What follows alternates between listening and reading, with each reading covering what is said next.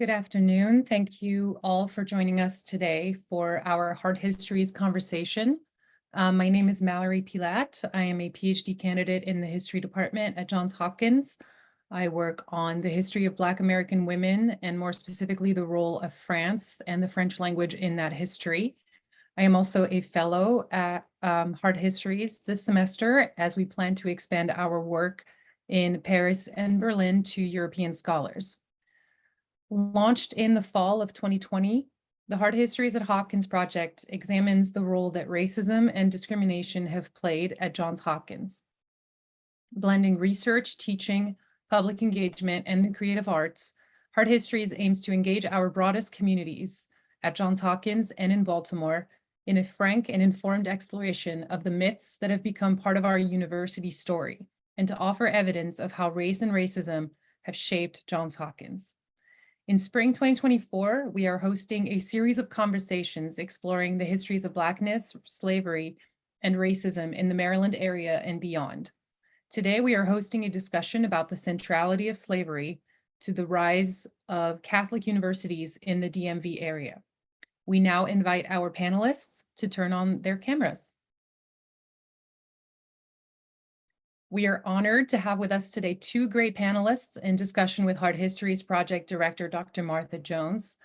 David Carey Jr. holds the Doehler Chair in History at Loyola University Maryland. In addition to writing more than 30 peer-reviewed articles and essays, he is the author of I Ask for Justice, Maya Women, Dictators, and Crime in Guatemala, 1898-1944. Which was the co-recipient of the 2015 Latin American Studies Association Bryce Wood Book Award. His most recent books are Oral History in Latin America, Unlocking the Spoken Archive, and Health in the Highlands, Indigenous and Scientific Medicine in Guatemala and Ecuador. He has authored 3 other books and has edited or co-edited 3 volumes. Among other entities, the Fulbright, American Philosophical Society, and John Simon Guggenheim Foundation have supported his research and scholarship. He has also served on the Presidential Task Force studying slavery at Loyola University from 2022 to 2024, and co-edited along with 2 students, Untold Truths, Exposing Slavery and Its Legacies at Loyola University Maryland, published in 2024. Rachel Swarns is a journalist, author, an associate professor of journalism at New York University, who writes about race and race relations as a contributing writer for the New York Times, where she served as a reporter and correspondent for 22 years. Her articles about Georgetown University's roots in slavery touched off a national conversation about American universities and their ties to this painful period of history. She is the author of The 272, The Families Who Were Enslaved and Sold to Build the American Catholic Church, published by Random House in 2023. American Tapestry, The Story of the Black, White, and Multiracial Ancestors of Michelle Obama, Amistad HarperCollins 2012, and a co-author of Unseen, Unpublished Black History from the New York Times Photo Archives, published by Hachette, Black Dog, and Leventhal 2017. The 272 was selected as one of the notable books of 2023 by the New York Times Book Review, The New Yorker, Time Magazine, The Washington Post, and Kirkus Reviews, and was longlisted for the 2024 Andrew Carnegie Medal. Her work has been recognized and supported by the National Endowment for the Humanities, the Ford Foundation, the Biographers International Organization, the Leon Levi Center for Biography, the McDowell Artist Residency Program, and others. In 2023, she was elected to the Society of American Historians. And finally, last but not least, Dr. Martha Jones is the Society of Black Alumni Presidential Professor, Professor of History, and a professor at the SNF Agora Institute at Johns Hopkins University. She is also a legal and cultural historian whose research explores how Black people have shaped the history of American democracy, and today extends to work on memorial landscapes and family memoir. Jones directs the Hard Histories at Hopkins Project. Her most recent book, Vanguard, How Black Women Broke Barriers, Won the Vote, and Insisted on Equality for All, published in 2020, received the 2021 Los Angeles Times Book Prize for History. Dr. Jones and our esteemed panelists will be in conversation for about 25 minutes, and then we will turn to your questions. So please submit your questions at any time using the Q&A function. Finally, live captioning is available to our audience members within Zoom. We are also posting a link in the chat to the live transcript URL for those who prefer to access their captions that way. Thank you both so much for being here. I will turn the conversation now over to Dr. Jones, and I will see you all at the end of the discussion. Thanks very much, Mallory. This seems like a good moment just to extend a special thanks to Mallory, who has done an extraordinary job organizing our upcoming workshops next week in Paris and the week after that here in Berlin. And so thank you so much for everything you've done, Mallory. And I think our next webinar will be live from Berlin. And so we're really looking forward to having you with us and to that occasion. But let me turn to these two remarkable guests. We were chatting a bit before we went live, and it's true, this has been a webinar many months in the planning, but we're extraordinarily honored to have you both together. And I hope to be part of what it sounds like is an ongoing conversation between you all and the connections between your work.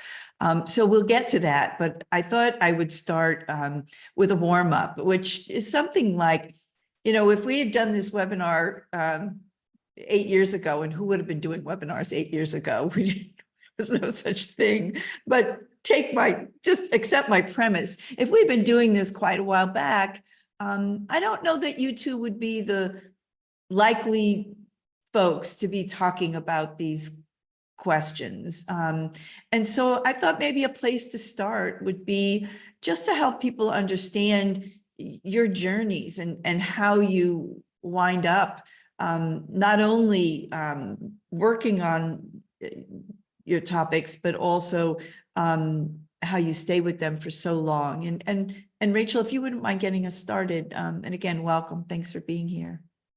Thank you. Thank you. So yeah, it's such a good question because it's been quite a journey.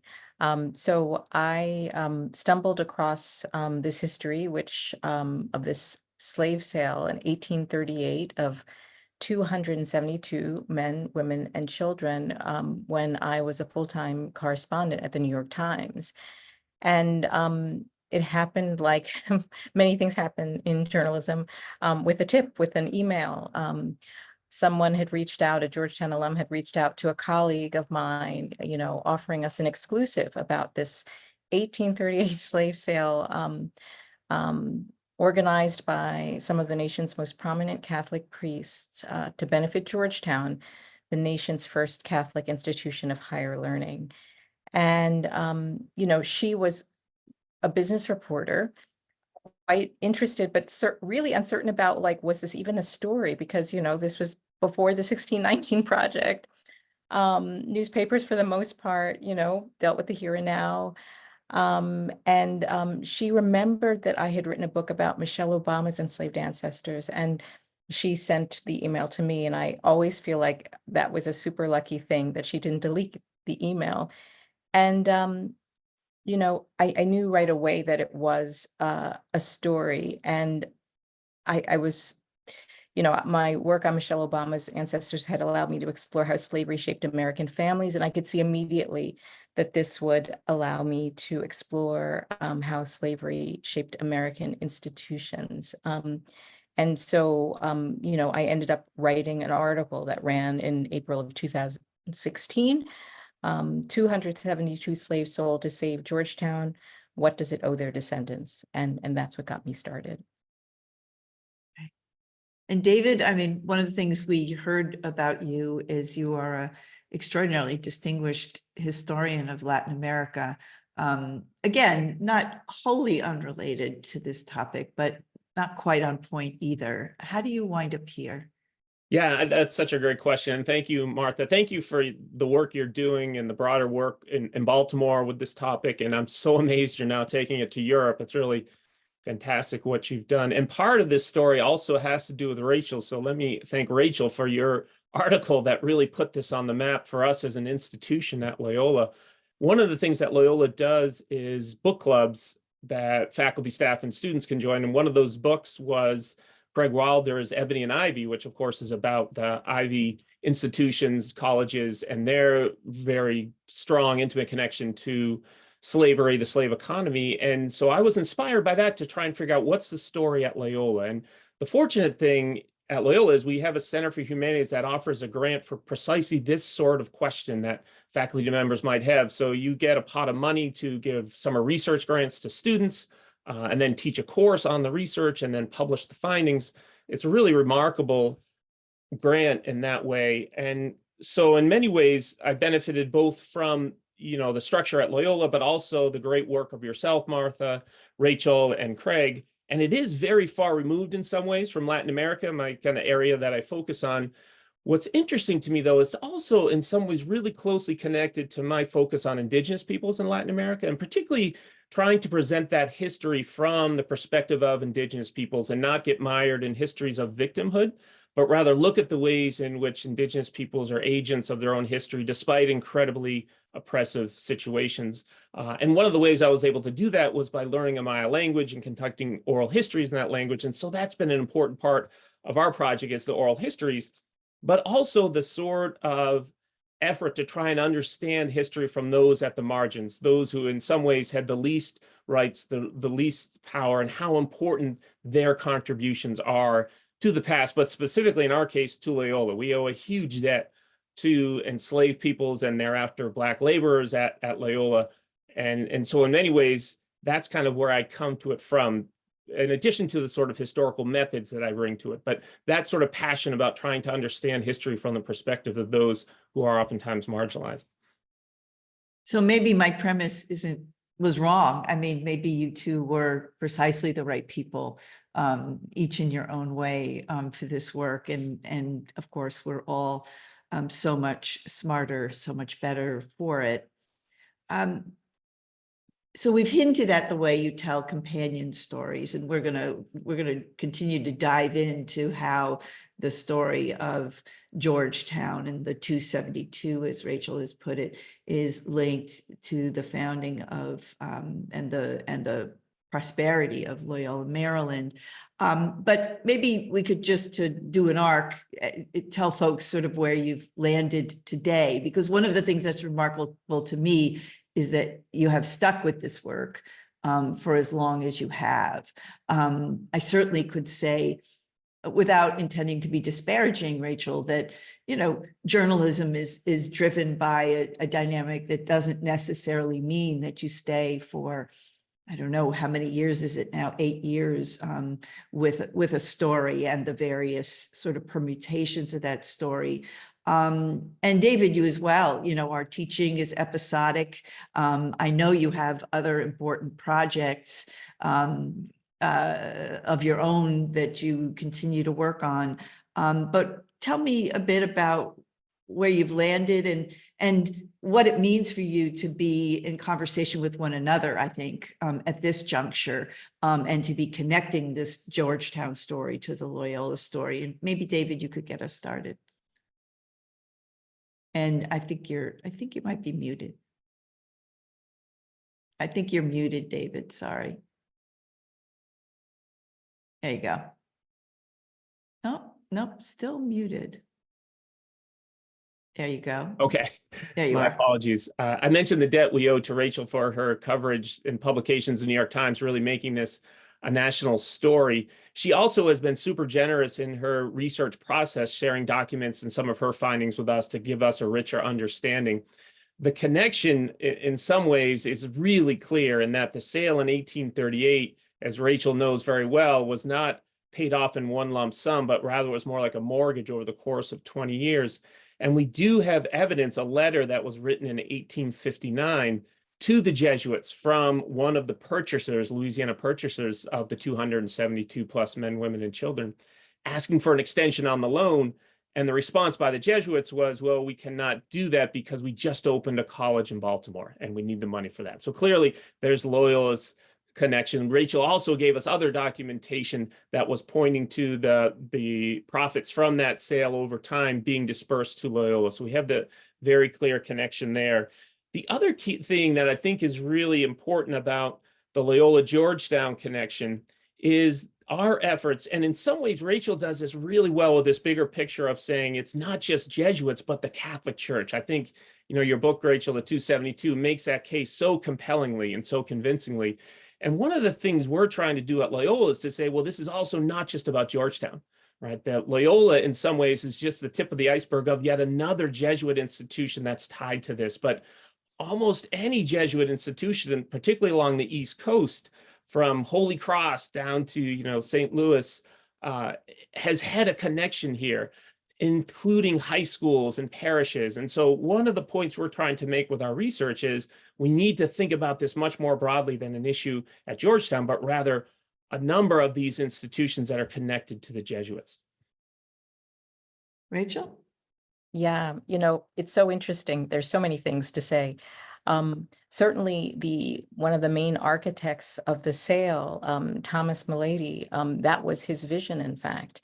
He's an early president, early influential leader of the Jesuits who, as soon as he took the reins of Georgetown, was pressing Rome and saying, he had this vision of not this rural church based in a plantation economy, but looking at the waves of immigrants pouring into the cities and saying, we need to position ourselves. We need to build a constellation of colleges, and this was the way to do it.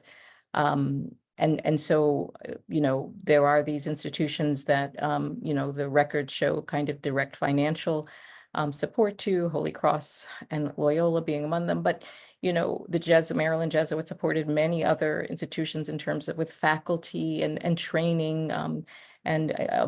We're talking about St. Joseph's, Boston College, Santa Clara. So it is certainly bigger than Georgetown. And to your original question, you're absolutely right. Journalists, for the most part, and I think certainly my editors expected this of me, you write a story and maybe you follow it a bit, and then you move on. I really got hooked. I ended up persuading editors that I should spend that year looking at slavery in contemporary institutions. I started working on a book. I thought it would take 2 years. It took 7. And where I am now is saying, it's not just Georgetown. It's not just the Catholic Church.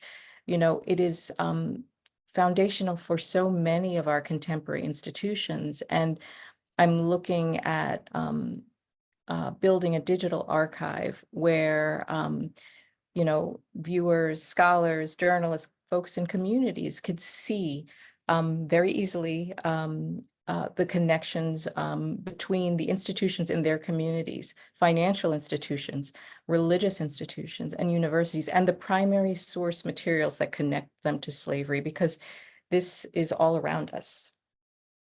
Well, I mean, I think from there, there's a real takeaway for folks who are tuning in, right? Which is that reminder that the work isn't finished either, right? That there are still stories to be uncovered. There are still connections to be made. And I think for us, that's been, both a challenge, an exciting challenge and a frustrating challenge of this work, right? And we often get the question, well, when will you be finished? When is it done? And I think you all are sharing a story with us that makes it clear that might not be the right question, in fact.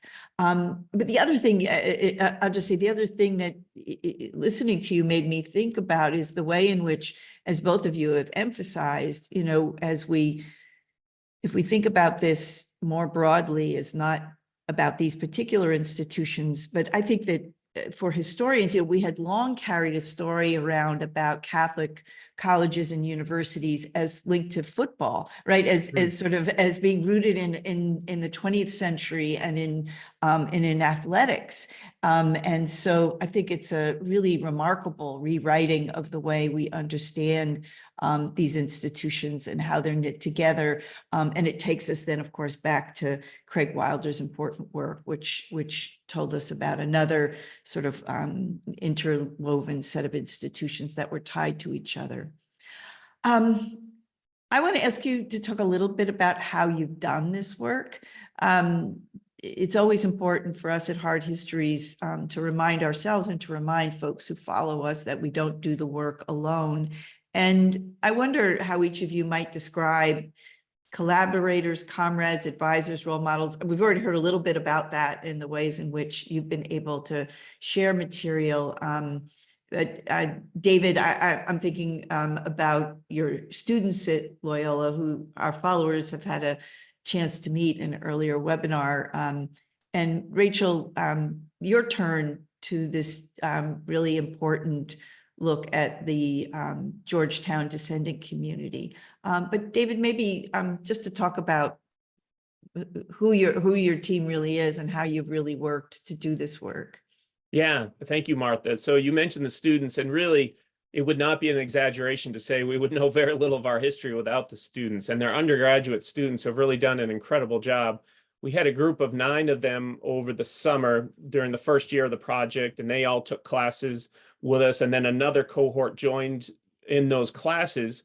And then 2 of those students, I should mention individually, Lexi Faison and Israel White, because they stayed on to help edit the book, and they became editors. And it's really been amazing and honestly really inspiring to see the sort of professionalism, the seriousness that students brought to this. And that's one of the things that has kept me energized throughout the process.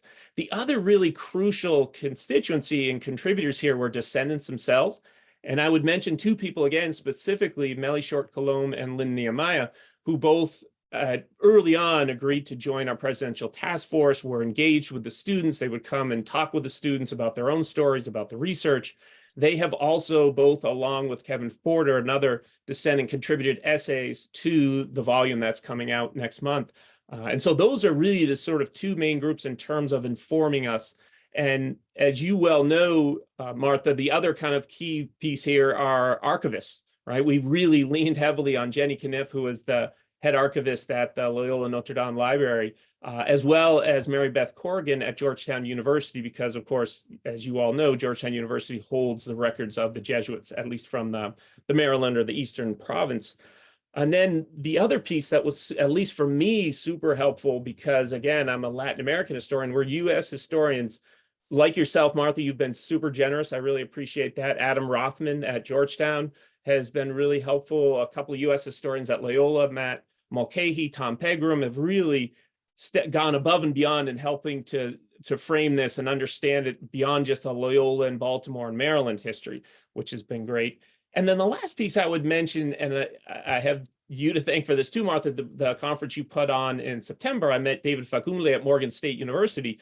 And so we're now collaborating on a project to build this out, and the work that he's doing in the Maryland Lynching Truth and Reconciliation Committee. And so part of the goal for Loyola is to kind of expand and deepen our connections with historically Black colleges and universities like Morgan State and like Coppin State that are here in the Baltimore area.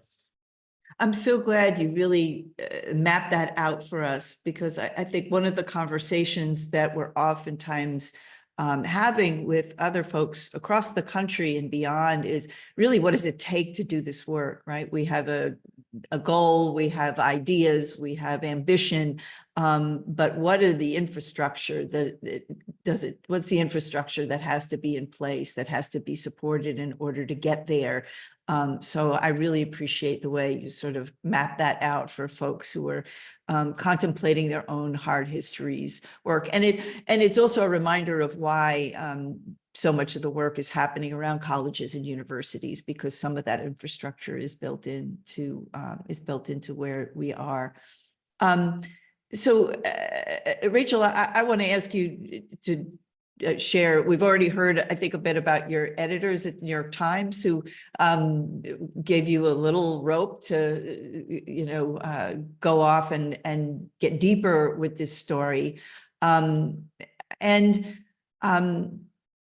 think for us at Hopkins, it was relatively late in our work that descendants became a presence and became critical partners in our thinking and in the work and in our ambition for the deep purpose of the work itself. And part of what we discovered, of course, is that there's nothing straightforward about working with descendant communities, that there's a great deal of expertise and skill and experience that makes that possible. So I don't know where you want to take the question, but those are some of the things I was thinking about when I think about your work in these years. Yeah, again, I'm a journalist, so I'm not a historian, and so for me, from the very beginning, the question of descendants, because how we live with this, how we reckon with this history is kind of what engages me.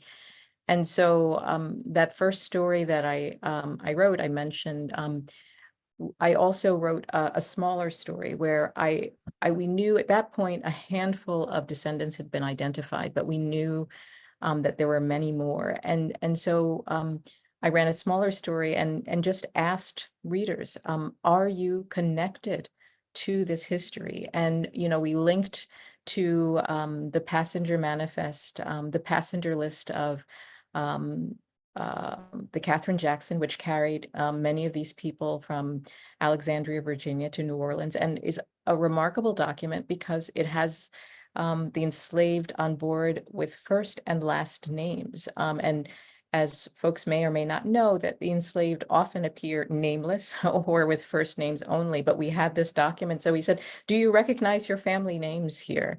Are you Black and Catholic and from Southern Maryland, where the Jesuit plantations were? Are you Black and Catholic and from Maringouin, Louisiana, where, many people ended up? And scores of people wrote to us. And, through that process, I started both reporting on this community, but also being informed by this community, and the story and the book being shaped in many ways by this community. They have been, amazing, amazingly generous in terms of sharing their stories, what they knew, what they were told, what records they have, what photographs they have. They also, provide us with insight in how, again, this history lives with us now, reckoning with this. People often say, like, what is it like, to have to tell someone that this is part of their history, their family history? How do people react? And I often say, people wept, they raged, and they organized, and they have organized to press the institutions to really take steps to address this. And I would say that, as you said, Martha, it's complicated. People have a range of feelings about this. There are folks who I really, really wanted to talk to who just couldn't and wouldn't and didn't. And there are folks who, would take me to task, say, hey, you wrote this story, but what about X? And I'd say, yeah, what about X? And so, some of those folks who, I first met in 2016 I am still in regular contact with, and the organizing, the engagement with the institutions, their own lives as they have unfolded. In one of the things that has been so, there have been many things that have been very unexpected for me in this process. The ways in which the institutions have taken steps that I don't think I would ever have imagined to try to address this history, but also in terms of the descendants, seeing how you know, these families were torn apart in 1838, and the work that they have done to stitch those families back together, Yes. being on Zoom, holding family reunions. You know, David talked about agency in the past, and that's certainly something that I think about in my work, and the agency of the enslaved. That was kind of really paramount in terms of telling their story. But you see it with the descendants now. You know, they're not waiting around, you know, Mhm, folks mhm. to tell them what to do. They're both pressing the institutions, but they're also bringing their families back together, and that's been amazing to see. That's, I'm not going to forget that answer as we continue our work at Hopkins. So I thank you for it. Can I ask you this, though? You know, as historians, I'm not going to speak for David, but it might sound like I am. But, you know, we have our own, we are asked our own set of questions about where we stand in relationship to the work. About objectivity is oftentimes a word that we get challenged with. And I wonder, how does it work for you on the journalism side? Because you've described, you know, what are sort of long-standing, you know, really enmeshed connections. And yet, how do you stand, or do you need to stand separate from that? I don't even know the answer. I don't even have an answer, a guess. I really want to know how it looks to you. Yeah, you know, it's so interesting. You know, the book that I wrote and the stories that I've written, you know, I don't have me in them. You know, I'm not in it, not about me, not about how I feel about it.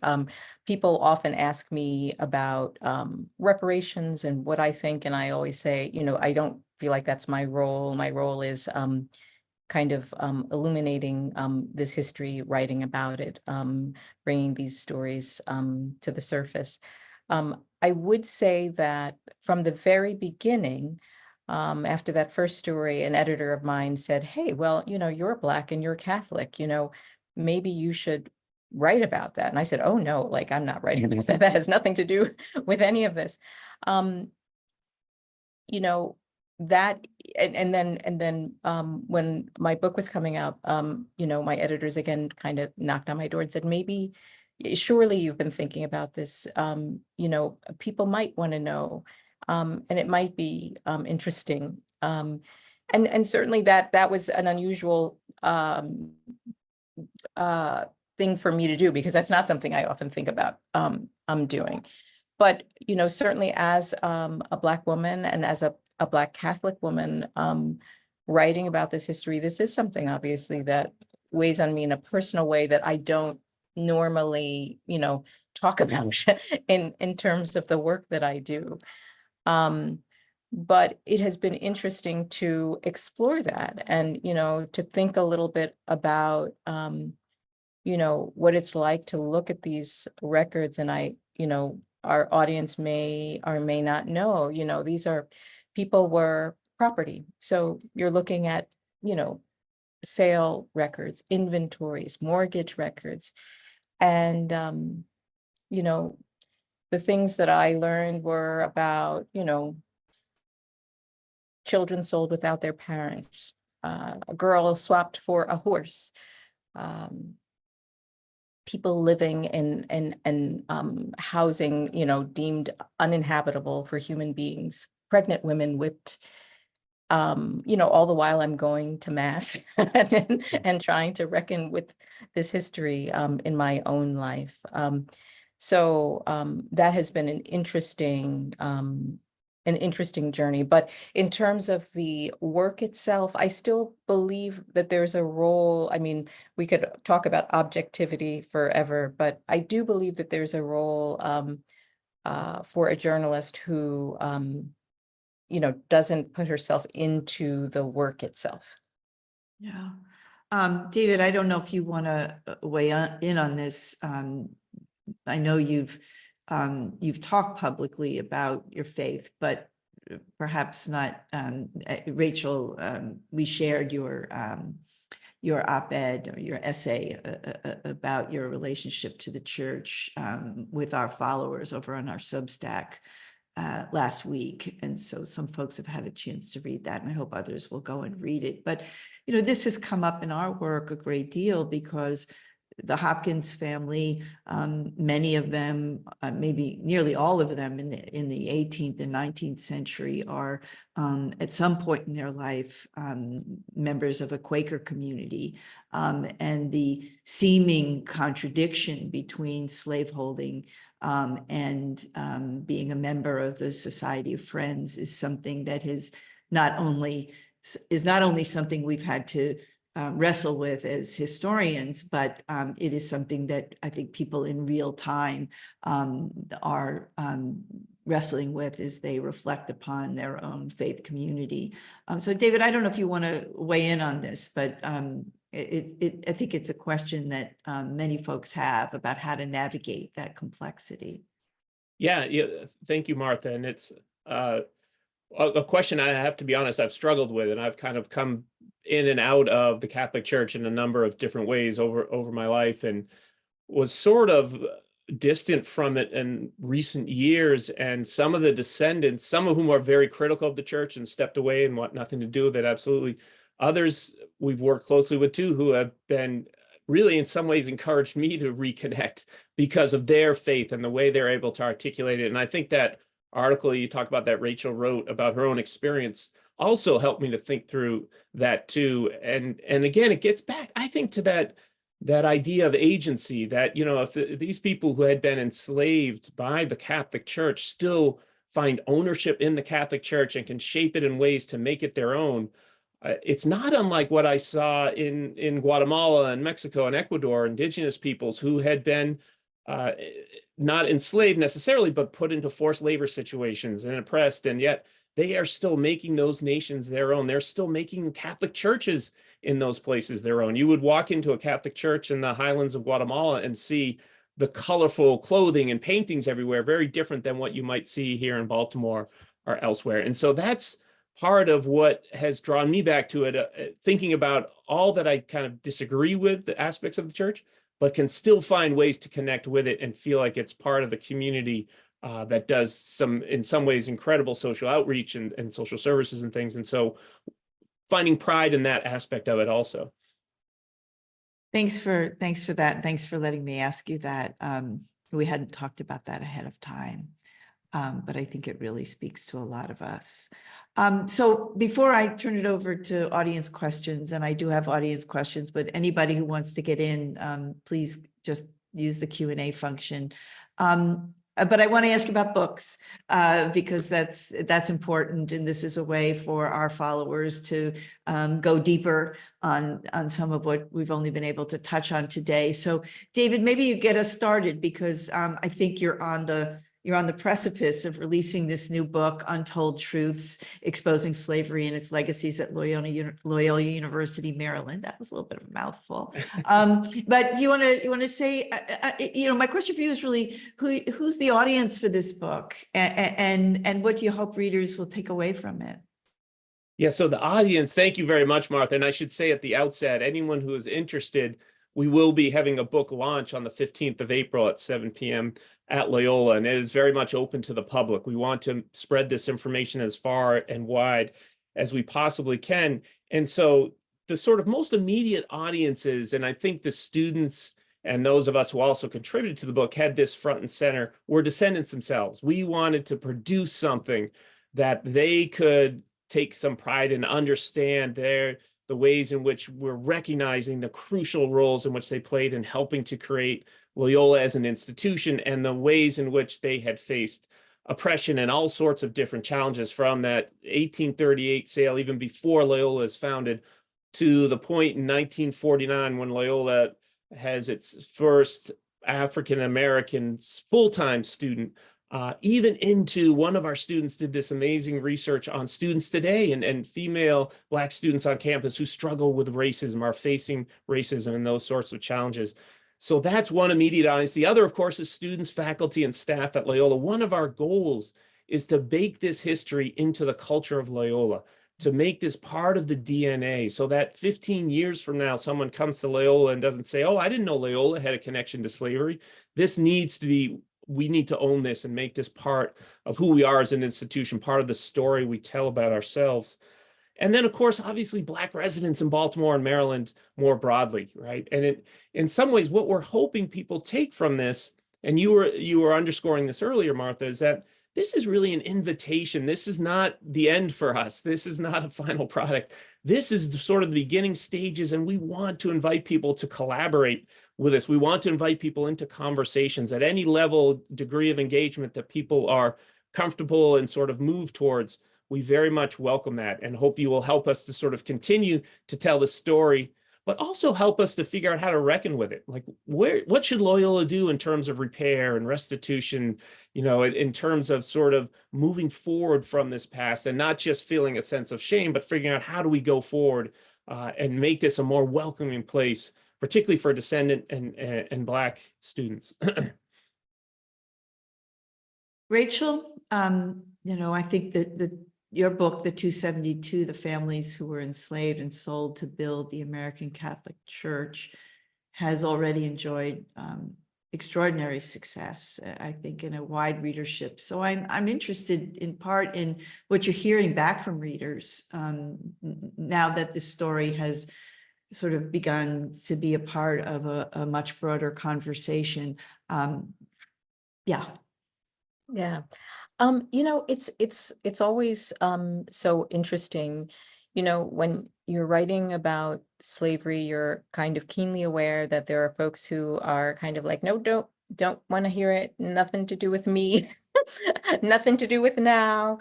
I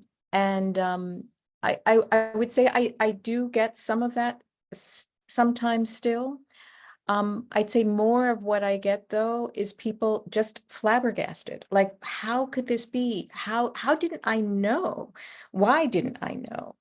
I get a lot of that. I get a lot of you know, the descendants, some of them I joke, I like, you're going to be able to come up and do my talk. I have descendants who have come to multiple of these events and feeling you know, that they're being seen and they're being heard. You know, I also have folks sometimes come up saying, you know, white folks come up saying, you know, I have this history in some way in my family, in my community. What do I do? I was at Fordham and a student came up and said, you know, I read, you know, about the carols and, you know, I'm a carol. And, you know, and then he started looking and he found, you know, runaway ads and just was kind of like, you know, and I said, stop for a second, you know, he's like, oh, you know, I said, you know, this is where it starts and you're engaging with this history. And that's the most important thing, is to engage with this history. And so I've heard from a number of people about experiences like that. You know, I've also had experiences where, you know, one of the best questions I got asked once was from a journalist who said, what does your parish priest think about it? And I thought to myself, because the answers kind of made me really think, when the answer was, he doesn't know. And that speaks to, I think, some of what else I've encountered is that, you know, within the Catholic Church, again, this history, you know, lingers with us. Racism within the Catholic Church is a real thing. I, you know it and experience it sometimes when I walk into the door of a church where I feel like I'm not necessarily so welcome. You know, we did some outreach among some Catholic priests around a book talk saying, hey, would you know, invite your parishioners to, you know, this discussion we're having, and got no response. So, you know, it's been a wide range, I would say, of responses. Thank you. I want to turn to some of these really good questions. And I'm going to just combine a couple that are really asking questions about the Jesuits and the early part of this story. How is it that, how did Jesuits reconcile this story and these practices in their own time? How did they justify this in terms of their faith? And relatedly, I think another question, which is where are Jesuits when by the end of the 18th and certainly by the early 19th century, there's an abolitionist movement at work in the United States. Do Jesuits take a position on the abolitionist movement? And I know you both want to weigh in on this, but anybody can get us started. I think it's such a great question, one that I asked myself, of course, from the beginning. How did they justify this? How did they rationalize this? You know, I think it's really interesting in that Catholic priests, for the most part, were not folks who thought that, you know, enslaved people were animals or brutes, and there certainly were people who had that opinion. They viewed the enslaved as human beings and human beings with souls, and they felt that they had an obligation to tend to those souls at the same time that they felt comfortable buying and selling their bodies. And, you know, how did they square that circle? Well, of course, it was legal, right? Also, you know, there was no prohibition from Rome, and you know, Rome did condemn, you know, the enslavement of the indigenous in the Americas, but it took a long, long time for Rome to condemn the enslavement of people in the United States. And the question about, you know, abolition and the Civil War, you know, there were some priests in Ohio in around the 1860s who took a stand and said, you know, this is wrong, like the Declaration, like what are we doing here? But those were, and I also say all along the way, there were priests who raised questions and concerns and protested the sale. It's really important to know that, because people often say that, oh, don't bring your 21st century ideas about, you know, morality and stuff and, you know, to these times. But there were priests asking these questions in real time. But as an institution, you know, even after the Civil War, you know, the bishops, American bishops, issued kind of the most mealy-mouthed of statements saying, you know, we would have wished that, you know, if emancipation were to have happened, that it would have been a very gradual thing, not this kind of abrupt thing. So yeah, that's the picture that I describe. Yeah, and David, when I think about the founding of Loyola, there is already an abolitionist movement, which is to say Loyola comes into being in the midst of a really hot scene, right? In which everybody is aware that there's, yes, in all the way Rachel described, you know, Maryland is a slaveholding state. There's law and more to justify. And on the other hand, there's this powerful movement that is leveling, you know, moral critiques. So how do the founders of Loyola think about this? I think it's similar to what Rachel is saying, and I think she presents so well just how diverse Jesuits were in their approach to this. But one of the things, to your point, Martha, that we found was in the 1860 census, the Jesuits in Baltimore were slaveholders. And that was at a point in 1860 when there were far more freed Black people in Baltimore than there were enslaved people. And so to your point, there's much more sort of on the side of people, you know, abolishing slavery and working and collaborating with people who are freed Blacks.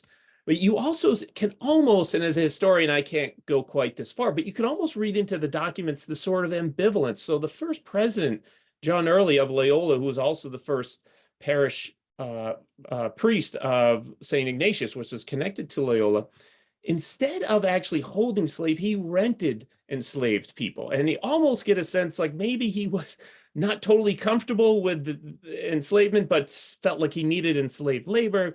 You know, so these sorts of things that are just so tricky to try and tease out in archival records give you a sense of the kind of ambiguity many Jesuits, the kind of approach they had was more ambiguous than sort of firm, I think. And it's a topic for another webinar, I'm afraid, but I think that kind of the term ambiguity is a really useful one, because I think there's a great deal of ambiguity among those of us who then do the research and recover these stories about how to interpret them, right? What is the distinction? Is there a distinction between renting an enslaved person and owning an enslaved person in the 1860s? What does it mean to own an enslaved person in Baltimore when there are so many free laborers, Black laborers, German laborers, Irish laborers to do the kinds of things that enslaved people do? And I think that the ambiguities, if I could put it that way, are part of the legacy, right, of the stories that you tell. I have time for one more question, and I'm going to combine a couple again. And Rachel, I know you tried to set this at a small distance, but the question of reparations has come up more than once. Reparations may not be your project, but each of you in your own way are watching institutions grapple with the question of reconciliation, of repair, of reparations. Any way you'd like to help us think about that? I mean, I think I hear David, maybe you already saying, you know, the book is a piece of that story, but I'll let you answer for yourself, and then we can hear from Rachel. Yeah, I think that's very much true, Martha. And I should say, I don't speak for the university, but there has been an effort front and center since the beginning of it's great we're doing this research, but what is it going to mean? And how is Loyola going to change? I'll give you another example. We did an oral history project with descendants. And when the students presented their sort of research and findings back to the descendants in the audience, and it was an audience of faculty, staff, and also Baltimore residents, one of the comments from the descendant by the end of the evening was, this actually is part of the reparation process for Loyola, giving voices, as Rachel was talking earlier, to descendants of the enslaved peoples who, you know, the Jesuits so exploited. That's part of this step. And we also understand that, yes, that's part of it, but it's certainly not the end of it, that reparations needs to go much further. And so in the presidential task force report that came out, there were 10 different recommendations that range from things like making Loyola as a place welcoming for descendants and Black residents, changing the name, for example, of Jenkins Hall, who was a Confederate soldier and an advocate of the lost cause ideology that basically said that enslaved peoples were better off enslaved, that, you know, recognizing the contributions of Black people, Black laborers particularly, but also reaching out to descendant communities in different ways. And certainly, you know, at some point, finances will be part of that. But there's a tricky question there about how do we set it up in such a way that it doesn't necessarily kind of directly benefit Loyola, right? And so there's such really tricky questions. The one thing I would say that we've sort of been a guiding light for us is allowing descendants to help us to articulate this, and allowing descendants to help us figure out what is Loyola's path, right? And we're opening that up now beyond descendants to Black residents, Black leaders in Baltimore and Maryland more broadly. I really like the way you framed it, that there's a dilemma there that I think we've really struggled with too, is how is it that this work, in a sense, is a benefit to the institution, right? And rather than the benefit, if you will, moving in the other direction. And I think the Georgetown example was really instructive for us on this, that you know, that many more people learned about Georgetown through Rachel's work, and gave it a kind of national and international recognition that it hadn't had. It's complicated. Rachel, so I don't want to ask you if you are the agent of reparations, and perhaps you shouldn't be, as you suggested, but how do you think about this question? I think it's a super interesting question, super important question, an urgent question, I would say. I think most useful would be for me to start by talking a little bit about what Georgetown and the Jesuits have done so far to grapple with this. Both institutions have apologized, for participating in the enslavement of people in the domestic American slave trade. Georgetown has changed the names of buildings as well. Georgetown has established preference in admissions for descendants, legacy status in effect for descendants. They've also created what they describe as a reconciliation fund. They're raising $400,000 a year to benefit projects that benefit the descendant communities. And the first of those grants started going out last year.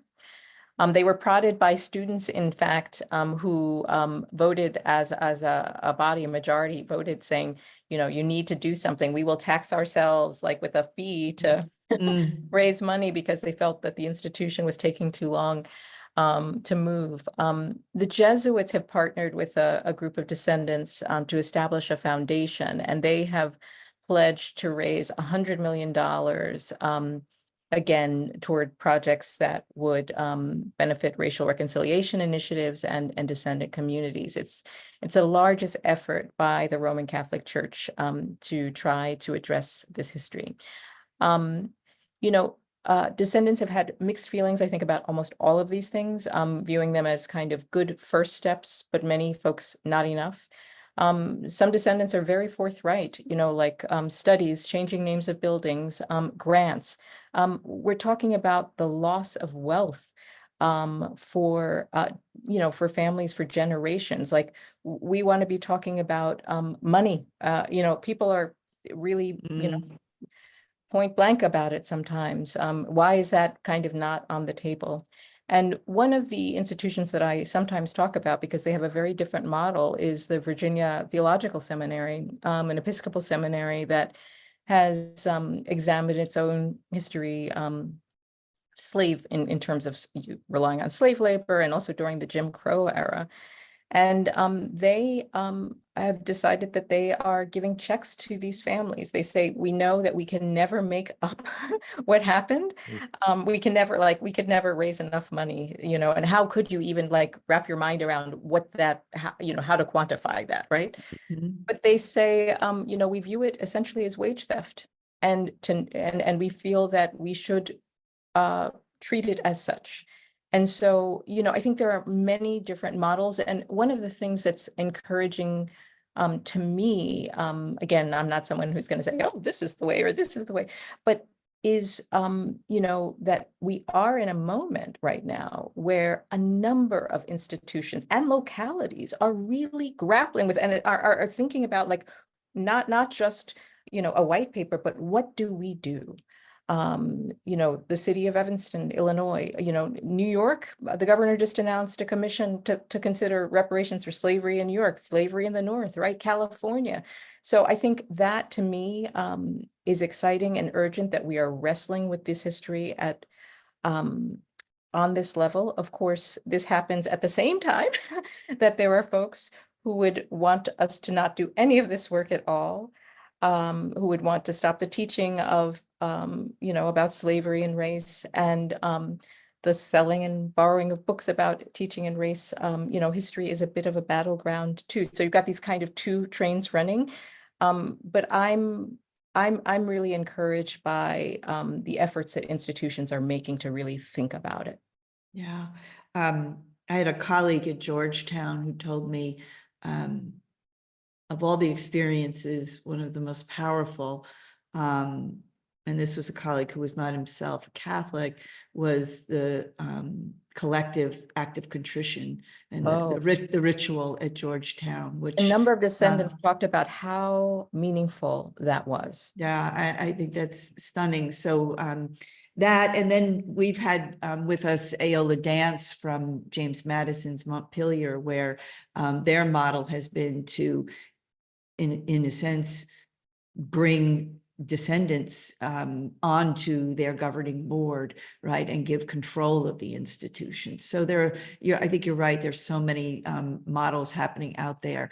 I'm about to keep us over time, so I am going to very quickly express my deep thanks, my gratitude, my admiration for you both and for your work. And Mallory, I think, is going to come back and have a few words with us to take us out. Thanks again, Mallory. Thank you very much, Martha. Thank you. Thank you all so much. Thank you again to David Carey Jr. and Rachel L. Swarns, and to Martha Jones for this incredibly rich conversation. We're honored to have had you here, and we appreciate how your research sheds light on the questions we are asking at the Hard Histories at Hopkins Project. This conversation for me truly highlights the importance of examining our institutions and their myths, and to highlight the complexity of that history. And I also really appreciate the way that Rachel and David both collaborate with local communities in Baltimore and with communities of descendants, which is necessary, is the necessary step forward to reckon with the impact of that history in the present. I know we will take these lessons with us as we broaden our conversation to the history of slavery and colonialism in Europe in the coming weeks. And thank you so much to our audience for watching and for sending in your great questions, and to the team at the SNF Agora Institute for the support for this event. You can learn more about Hard Histories at Hopkins at hardhistory.jhu.edu. Additional information about our event series, as well as YouTube videos of our past events, is posted at snfagora.jhu.edu/event. Our next webinar is on March 26, where Hard Histories will be live from Berlin with Doctors Ariella Gross and Leslie Harris to discuss the transnational dimensions of Hard Histories work. To register, please click on the link in the chat or use the QR code on your screen right now. Please also consider subscribing to our Substack at hardhistoriesjhu.substack.com, where we regularly post updates about what we're up to. Thank you and have a great rest of your day.